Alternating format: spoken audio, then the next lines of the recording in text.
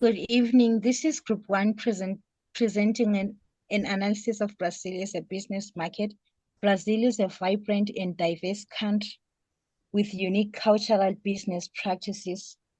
In this short presentation, I'll cover key cultural differences between Brazil and the USA, their impact on a business communication, and how companies can successfully operate in this market. For one to understand Brazilian business environment, we can compare it to the USA using opposite cultural dimensions. Power distance, Brazil has a higher power distance where hierarchical structure is used, where decisions are made at the top and employees tend to respect authority without questioning leadership. In contrast, the USA values collaboration and employees are more likely to challenge the decisions. This means American businesses must adjust their leadership approach when working in Brazil. Individual and collectivism. The USA prioritizes individual success, with achievement and promotions being personal milestones. However, Brazil is more collectivist, meaning teamwork, family, group harmony, and are highly valued. Businesses in Brazil should focus on building strong relationships and recognizing team efforts rather than individuals. And communication style.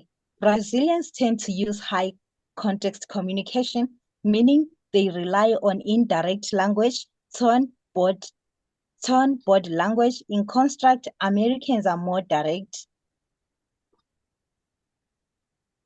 Communication and scheduling. USA follows a linear culture time where punctuality and deadlines are strictly followed. Brazil has a more flexible approach, a time where personal relationships sometimes take priority over rigid schedules. Businesses should allow extra time for meeting and be adaptable in scheduling. Business communication adapting. Since Brazilians prefer indirect feedback, American managers should be careful when addressing mistakes.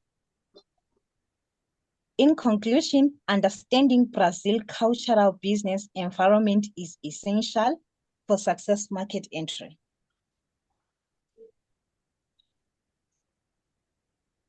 Brazilians experienced negotiators who prefer always direct negotiations and clear negotiation. But at the same time, they can be aggressive and having a variation in their prices can affect your negotiations. And sometimes because of their aggressive actions, it can be possible to have a kind of disagreements and it opens a room for concessions. So during negotiations, it's so important to remain calm and also respectful during these moments. So they sometimes use some tactics as lies and fake messages that can make you accuse them. But it's better always to avoid accusing someone because it can ruin your relationship and can make you not to strengthen your relationship with them. Labor, we had Brazil is a presidential and federative republic divided into three. Okay, Brazil is divided into three: executive, legislative, and judiciary. And it's a presidential federative republic. So recently we had developments is labor reform in 2017 that aim to increase flexibility but reducing costs for companies. And also recent elections on 2022 that was marked by political tensions, what contributed for loss in foreign companies' investment. And we have implications for foreign companies. So political instability is about frequent changes in laws and regulations. And it can make difficult also foreigner companies and a difficulty to adapt themselves. And also have loss of investor confidence that talks about reduction in foreign investment and planning difficulties that can impact on long-term strategy. Economic Freedom Index. In 2023, it was scoring 53.5, and in 2024, it has a decline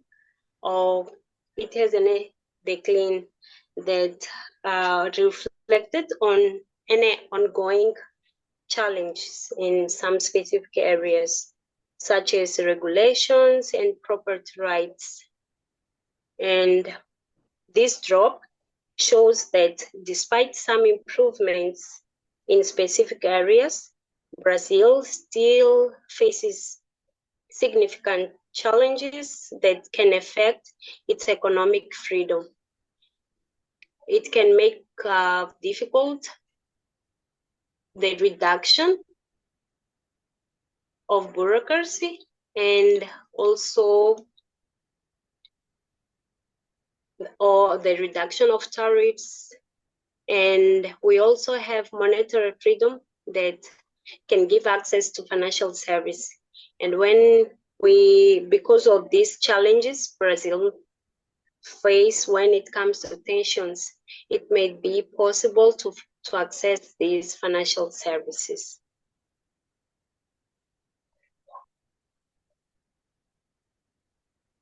Challenges of economic freedom. Property rights. It covers insecurity and challenges, and tax burden covers high tax rates and impact on business. Excessive regulation covers difficulties in opening and closing business.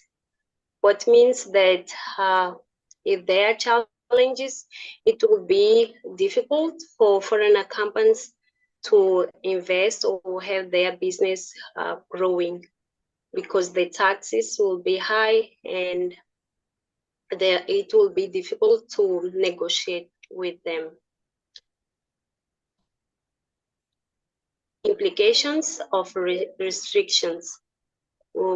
Foreign companies may have discouragement of investment because of legal uncertainty and high tax burden, and operational difficulties because of additional costs that they may be charged, and inefficiencies. And also because of private sector growth, it's normal to have limitation on innovation and growth. And there is also abundant economic freedoms, where it's a favorable environment for private initiative, and also monetary freedom, where it's easy to access to a variety of financial services, and also work freedom that make it possible flexible operations. Okay, so Brazil has a population of over 200 million people, and it's the largest economy in Latin America and the second largest in the Americas. And it's among the top 10 in the world. So, and compared to other economies like China, Russia, Chile, Mexico, we see Sao Paulo at 81.6, and then Rio de Janeiro at 80.8. So we see that it falls behind the rest of the economies. Actually, Chile being in a region, we see that it is quite above Brazil's own cities. So, and when we look at the key indicators compared to other economies, we see the procedure for men, we need 11 men. The score is 11, and that's for Sao Paulo, and for Rio de Janeiro, it's at 10. So compared to Latin America, we see it's at 8.1, and the OECD high-income economies, it's at 4.9, with the best legislative performance at 1. That is, those are two economies in the world. And so the time for men in days, in a day, we see it's at 13.5, and then that is for Sao Paulo, and for Rio de Janeiro, it's at 21.5, and then Latin America, it's at 28.8, and the high-income economies, it's at 9.2, and we have the best legislative performance, that is in New Zealand, which is at 0.5, so that the difference is so big. And then also the procedure for women is at 11 for both cities, and then for the best economies, it's at 1. So when you look at paying taxes, payments per year, in Sao Paulo it is 10, and then Rio de Janeiro is 9, and then for the best performance economies, it's at 3. And those are the two economies in the whole world. And then we have the time per hour. Here there's a huge difference, because in Sao Paulo it's at 15:01, the same as Rio de Janeiro, and we have it at 317 for Latin America and the Caribbean, and the OECD high-income economies, it's at 158, and then for the best legislative performance, it's at 3. It's at actually 49. So there is a big difference between these. You see, for Brazil, it's in thousands, and then for the best economies, it's at only 49. So making it so time-consuming to pay taxes in Brazil.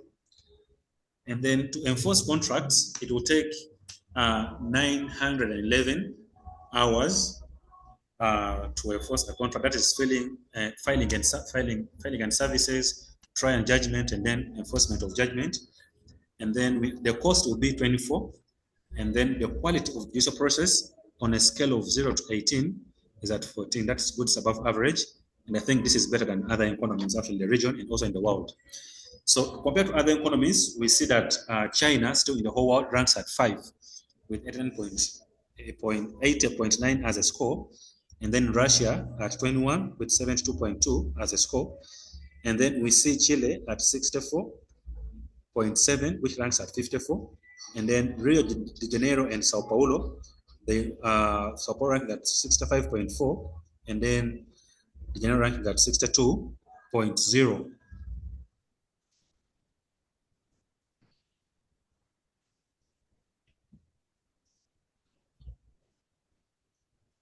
I'll provide an overview of Brazil's economy, highlighting its key economic indicators, trade, and growth prospects. The key indicators, these are the PP capita growth, GDP growth, inflation, and interest rates. Brazil is the largest economy in South America, plays a crucial role in global markets due to its vast resources and diverse industries. The key economic indicators: presence exporting mainly to China, the United States of America, and Argentina. Key exporters include agricultural products, mineral, and oil. Despite global economic uncertainties, Brazil's economy is projected to grow at a steady pace, supported by structural reforms and investment in infrastructure. With ongoing improvement, Brazil aims to enhance its global competitiveness and attract foreign investment. In conclusion, I would say Brazil's economy remains a powerful house in South America, while challenges exist. It resource, wealth, and